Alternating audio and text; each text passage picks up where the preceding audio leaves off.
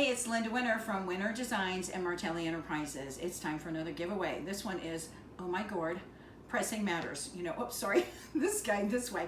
Home Alone, so I'm giving you skeleton hands. This is pressing matters. This is a serious topic here, but I'm doing a couple cutesy kind of things because this is going to be posted on Halloween.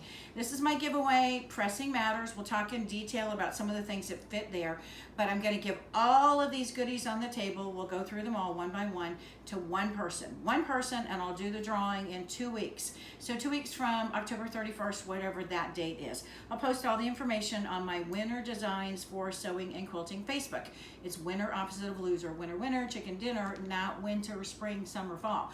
And I'll post it on my YouTube, youtube.com/Linda videos. Those of you that know me, you know I do the giveaways from time to time. These are a combination of Martelli stuff and Winter Design stuff. So you're gonna first get the little skeleton things. It'll be after Halloween, but you can use these all throughout the year for dishing up a salad or whatever, but save them for next year too. So I want to start over here. We're going to kind of go around. This is one of my brand new items. I want your feedback to let me know if you like this or not. This is an LED light. That means it runs on battery. It also runs on USB. And it runs for a long, long, long time because it's LED. It's not hot. This right here pops out. You can have us make whatever you want. If you want to do every dog needs, or every home needs a dog, or, you know, it's not a home without dog hair, or whatever kind of saying, quilt to you wilt, sewing is cheaper than therapy, any of those things we can do. I've got friends that are making these now, and I want your feedback. This comes with a little remote, so you can change it from flash to strobe to fade. You can swap out the colors, so it's pretty cool. At Christmas time, at Halloween, you could put these in your windows, so they're really nice. Put them in your bathroom for a nightlight. Put them in the baby's room for a nightlight as well. So that's one of my new things. Again, I want some feedback and let me know if you like that. I'm of course going to give you some candies. Here's some Peeps. I've got kitty cats. My cat has not joined us yet. She's been in the video 3 times now. So hopefully we can get away without her coming in. I've got one of these little monster poopers. He poops, I don't know what, ball, candy, whatever it is. A little Halloween pumpkin. I've got some fabric over here, some leaves. I've got Oh My Gourd, because that's the theme, Oh My Gourd, Pressing Matters. We're going to be talking about this chalk pencil, but I have a video on this. I've got tweezers, tweezers, tweezers. I'm going to come back to these tweezers and show you why I love those. I love all 3 of them, but since this is Pressing Matters, I want to show you why these are so amazing. This guy here is a stiletto. It's called a Sewmate, and it's great for pressing as well. We push, prod, shove, pull, manipulate, flip, turn, guide, etc. at the sewing machine, at the ironing board. So I'm going to show you some things you can do with that too. This over here, we've got our snippets. Martelli makes amazing snippets. These are curved. They're wonderful. These guys here are precision scissors, and these snippets both in the pressing process, snipping those seams that come together. These are terrific for that, so that's a big deal. Because we're going to be doing curves and talking about curves a little bit later on, the 28mm rotary cutter, this is amazing, but it's different than the Martelli's 45mm and 60mm rotary cutter. Of course, I have a left-handed rotary cutter for me, a right-handed one for those of you that are right-handed, but you'll get to pick, whoever is my winner, you'll get to pick one of those. A 10-pack of blades, so you don't have to worry about running out of blades anytime soon. These little dental picks, why am I giving you these? Because they're great to use to clean that rotary cutter. Pressing Matters, Oh My Gourd, it's Thanksgiving, it's Halloween time, so I'm giving you a set of pumpkin templates. Martelli makes these. Lisa has a really great video on this. Here's the large pumpkin with the large leaf. Here's a medium pumpkin with the medium leaf. Here's the small with the small leaf. And I'll show you how we cut with this on our turntable. The turntable, this everybody wants. If you already have it, it's an amazing gift to give to somebody else. There's a base, there's a cutting top. Our 4x16 ruler with that get a grip, no slipping, no kidding. That's what's on the bottom of all of these, that material. This is a 4x16 ruler. I call it an unsung hero. Here's a 2x12. I'm going to show you what to do with this in another video. It's going to be a quickie video because this is such a great ruler and it does so many things that I could spend probably an hour on these too, but I'll do a quickie video on that as well. Over here, I've got some just really good basic ironing things. This is an iron clean. If you use the tools that I'm going to be showing you, you're probably not going to need this, but this wipes off, takes off all that stuff that you've gotten stuck to your iron, all that stickiness, those kinds of things. There's 10 sheets in here.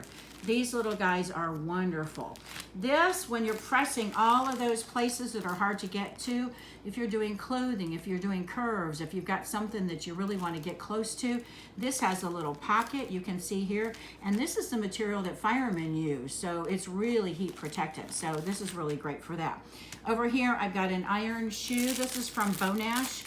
And there's an iron shoe. You put that on the base of your iron, and you don't have to worry about scorching or anything else. In my hand, Bonash. This is a fusible. You know, I love interfacing, but this fusible is really neat too. If you're quilt basting, this bottle that's here, it's a shaker top, this will do 2 queen size quilts basting. We're going to use it for applique and fusibles and all kinds of other things too.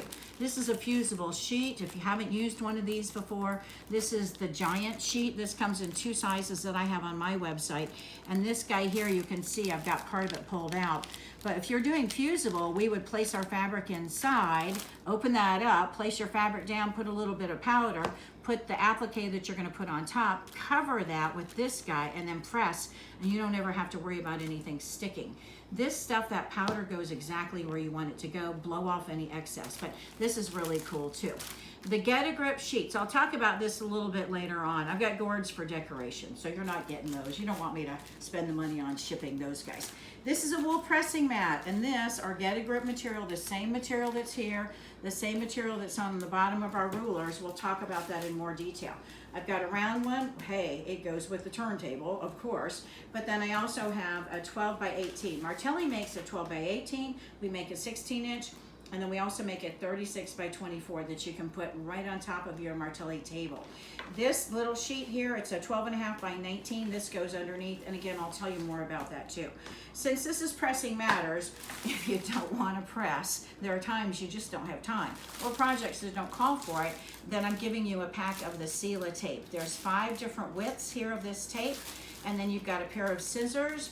These are non-stick scissors because this stuff grabs to everything, including scissors. So we're going to use these when you don't want to press. I cannot sew through this. I can sew through this. So if there's a project that you're doing and you have to make a choice, this will ruin your needle and your sewing machine. This won't. So I'm going to start putting some of these goodies away in here, and then I want to show you a few of the projects. I think I covered everything. As I put all this stuff back in here, I want to show you a couple things that I think are really important to talk about. Let's get these out of here. We'll get this out of here. The candies, those kinds of things.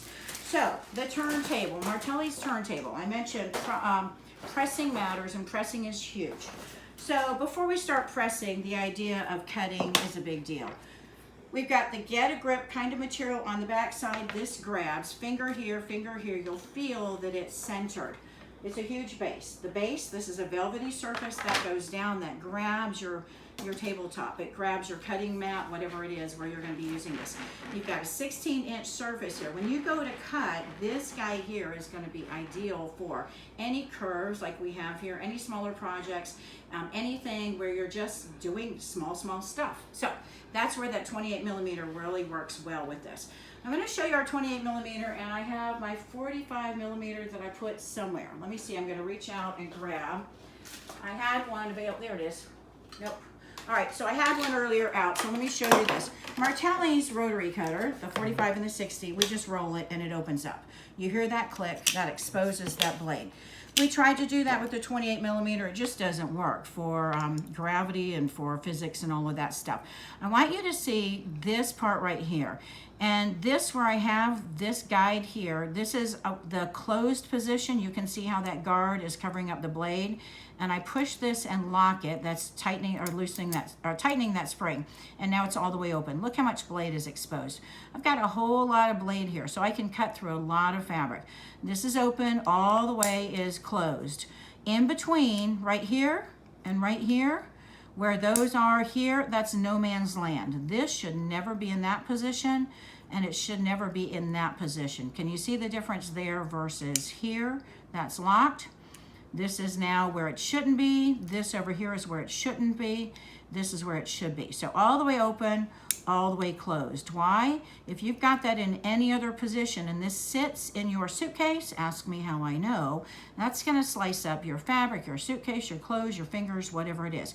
You think that right there that it's closed, but it's really not. It needs to go all the way open, all the way closed. When you have that all the way open, I want you to think about cutting. My pointer finger, my thumb, my fingers. When I open up my hand, it's not my fingers that are pushing, it's this part of my hand here that's pushing. My pointer finger guides. When you're doing curves, it's the pointer finger that moves, not your hand. Do you see how I'm turning my hand? I'm going to use my finger, whether I'm doing big curves or smaller curves, whether I'm using the turntable to cut as well. It's the pointer finger that does the work, not the hand. If we think about riding a bike or a motorcycle, we don't tilt our body, we use the handlebars. If we use the handlebars, we can take the curves. If we use our body, we're going to end up with road rash and all kinds of gravel and all kinds of stuff in us. So the pointer finger is what we're going to be doing, whether it's the right-handed or left-handed, that pointer finger, and the thumb over here. I'm pushing here, not here. Do you see how my fingers are not giving my hand a chance? So we don't hold it here, we don't hold it like that. We don't like that. Pointer finger on top, that leads the way. This is perfect not just for curves, but for straight edges as well. And it's great right along the edge of a ruler. So you'll see me using this on other projects. I'm going to lock that in place. If you're the winner of this giveaway, you can choose the right-handed or the left-handed 28mm, and I mentioned the 10-pack of blades.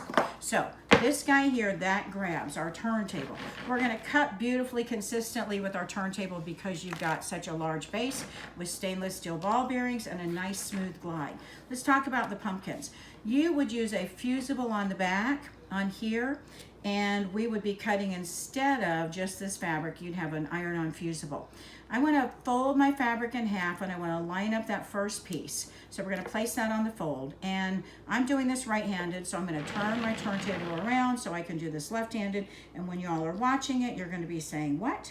So I place this along the fold. I'm going to take this next one and butt it up against. Lisa came up with this template, and she really did a great way of designing and working with this, and you can see how I'm butting that up again as well. When you go to cut, if you're right-handed, we're going to be cutting here. Now, do you notice where I am right here? What we want to do with the turntable is cut here. This is a natural position for me, left. Right here is a natural position. So if we're using the turntable, we either need to move our body to be able to cut or move the turntable directly in front of us to cut.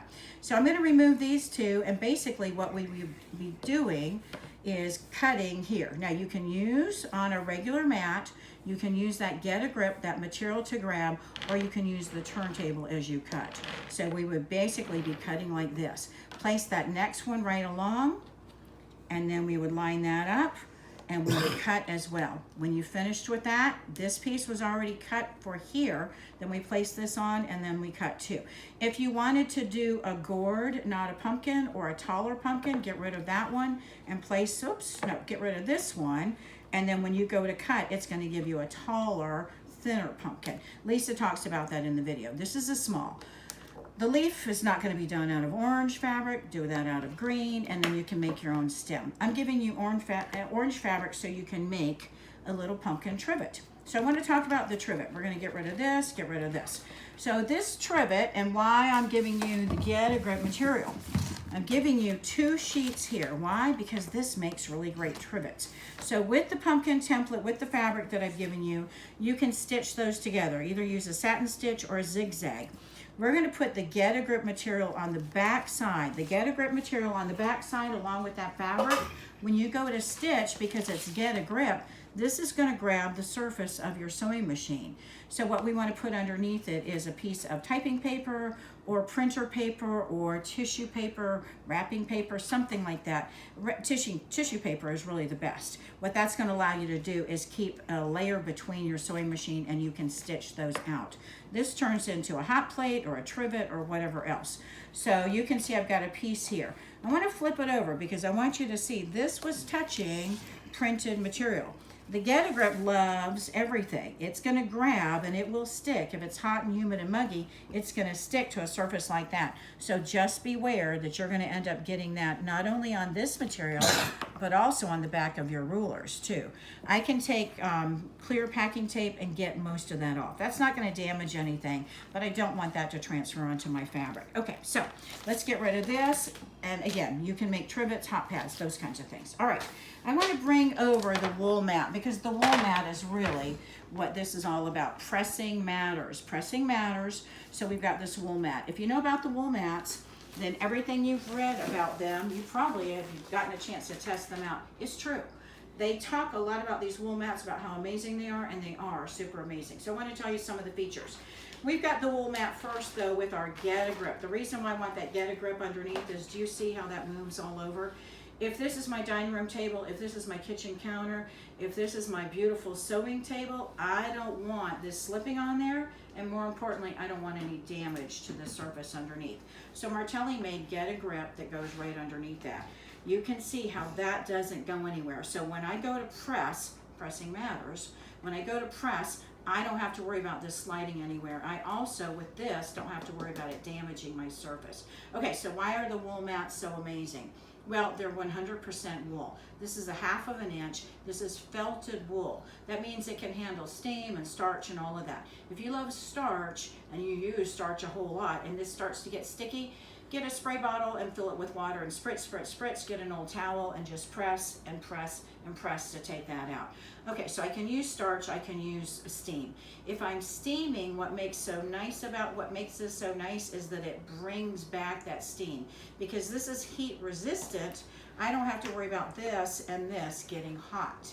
So it's not going to get hot because that steam is inside of here and it presses back, comes up to the surface, and if I'm pressing 2 layers at a time, that bottom layer is going to be pressed at the same time as the top layer. The other thing that's really nice about this is it works as a flannel board. You can see when you go to press that this is going to stay on that surface. So if I want to press that out, I don't have to worry about that fabric getting distorted when we press. Typically on a regular ironing board, you've got a little bit of distortion. It's not such a big deal on something like that. When you're doing curves, when you're doing straight of grain, cross grain bias, that fabric is going to stretch.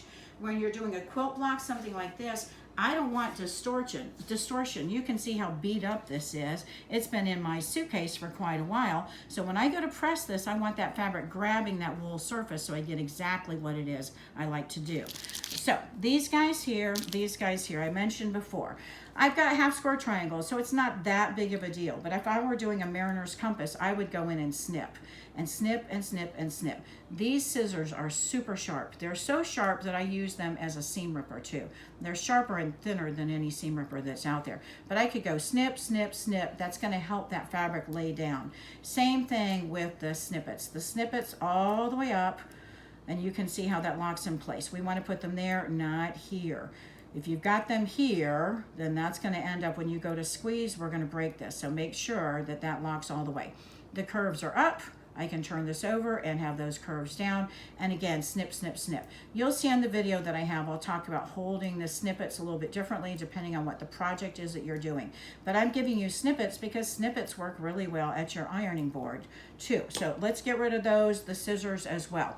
Let's talk about pressing those seams. I like 2 tools to help me press the seams. The Sew-Mate. When I press, that guy right there does a beautiful job of pressing the seams to the dark, to the light, but I can also, and I need my glasses so I can see, but I can also go in and press. Do you see how that's going to do a beautiful job of pressing that? So what do? We can use this to press that seam open, or we can hold this flat. Put the iron down on top of it and then pull that out. So if I want to hold all of these pieces down to press, put that iron on top and pull that out. If I'm pressing these seams in a different direction, do you see how I can hold that down, put the iron on top and pull that out? Same kind of concept here as far as pressing those seams. Notice there's a little guard here, this ring. I didn't see it, but I can feel it. Don't lose that because that guy here keeps those tweezers, those edges together. So you want to keep that. This to press like this, or again, press this open, grab this open, and we'll just use the tweezers inside and then we can use that to press. Can you see how that is going to help me out as well?